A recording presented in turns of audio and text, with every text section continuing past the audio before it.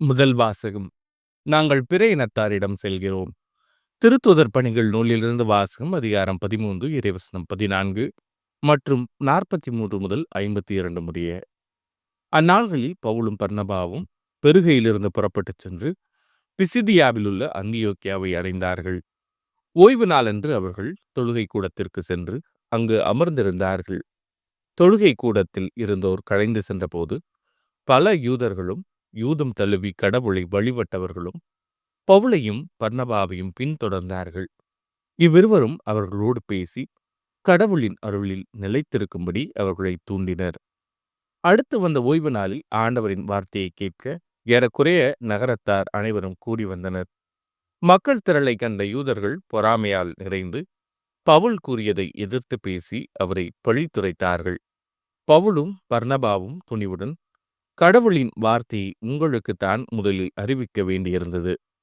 ஆனால் நீங்கள் அதனை உதறி தள்ளி நிலை வாழ்வுக்கு தகுதியற்றவர்கள் என்று உங்களுக்கு நீங்களே தீர்ப்பளித்துக் கொண்டீர்கள். எனவே நாங்கள் பிற இனத்தாரிடம் செல்லுகிறோம். ஏனென்றால் உலகம் முழுவதும் என் மீட்பை அடைவதற்கு நான் உன்னை வேற்றினத்தாருக்கு ஒளியாக ஏற்படுத்துவேன் என்று ஆண்டவர் எங்களுக்கு கட்டளையிட்டுள்ளார் என்று எடுத்து கூறினார்கள். இதை கேட்ட பிற இனத்தார் மகிழ்ச்சி அடைந்தனர். ஆண்டவரின் வார்த்தையை போற்றி புகழ்ந்தனர். நிலை வாழ்வுக்காக குறிக்கப்பட்டோர் அனைவரும் நம்பிக்கை கொண்டனர். அப்பகுதி எங்கும் ஆண்டவரின் வார்த்தை பரவியது. ஆனால் யூதர்கள் கடவுளை வழிபட்டு வந்த மதிப்பிற்குரிய பெண்களையும் நகரின் முதன்மை குடிமக்களையும் தூண்டிவிட்டு பவுலையும் பர்னபாவையும் இன்னலுக்குள்ளாக்கி அவர்களை தங்களது நாட்டிலிருந்து துரத்தி விட்டார்கள். அவர்கள் தங்கள் கால்களில் படிந்திருந்த தூசியை அவர்களுக்கு எதிராக உதறிவிட்டு இக்கோனியாவுக்கு சென்றார்கள். சீடர்களோ தூய ஆவியால் ஆட்கொள்ளப்பட்டு மகிழ்ச்சியில் திளைத்தார்கள். இது ஆண்டவரின் அருள்வாக்கு. இறைவா உமக்கு நன்றி. பதிலுரை பாடல். நாம் அவர் மக்கள், அவர் மேய்க்கும் ஆடுகள். அனைத்துலகோரே ஆண்டவரை ஆர்ப்பரித்து வாழ்த்துங்கள். ஆண்டவரை மகிழ்ச்சியுடன் வழிபடுங்கள். மகிழ்ச்சி நிறை பாடலுடன் அவர் திருமுன் வாருங்கள். நாம் அவர் மக்கள், அவர் மேய்க்கும் ஆடுகள். ஆண்டவரே கடவுள் என்று உணருங்கள். அவரே நம்மை படைத்தவர். நாம் அவர் மக்கள், அவர் மேய்க்கும் ஆடுகள்.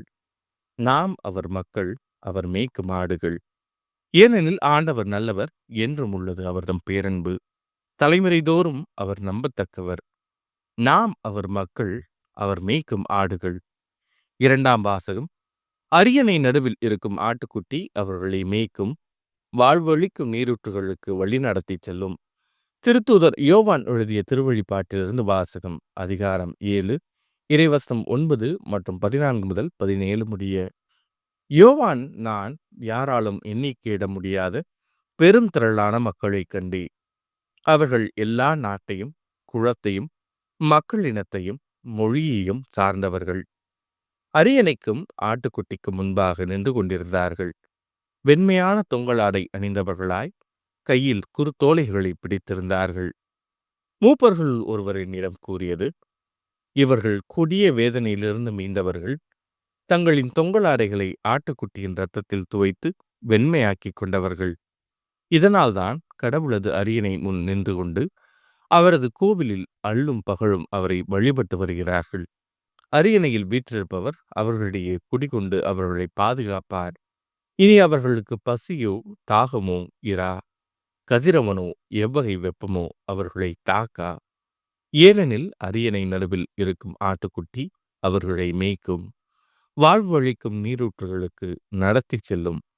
கடவுள் அவர்களின் கண்ணீர் அனைத்தையும் துடைத்து விடுவார். இது ஆண்டவரின் அருள்வாக்கு.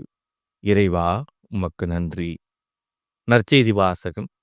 நான் என் ஆடுகளுக்கு நிலை வாழ்வை அளிக்கின்றேன். யோவான் எழுதிய தூய நற்செய்தியிலிருந்து வாசகம். அதிகாரம் 10 இறைவசனங்கள் 27 முதல் 30 முடிய. அக்காலத்தில் இயேசு கூறியது, என் ஆடுகள் எனது குரலுக்கு செவி சாய்க்கின்றன. எனக்கும் அவற்றை தெரியும், அவையும் என்னை பின்தொடர்கின்றன. நான் அவற்றிற்கு நிலை வாழ்வை அளிக்கிறேன். அவை என்றுமே அழியா. அவற்றை எனது கையிலிருந்து யாரும் பறித்து கொள்ள மாட்டார். அவற்றை எனக்கு அளித்த என் தந்தை அனைவரையும் விட பெரியவர். அவற்றை என் தந்தையின் கையிலிருந்து யாரும் பறித்து கொள்ள இயலாது. நானும் தந்தையும் ஒன்றாயிருக்கிறோம். இது ஆண்டவரின் அருள்வாக்கு. கிறிஸ்துவே உமக்கு புகழ்.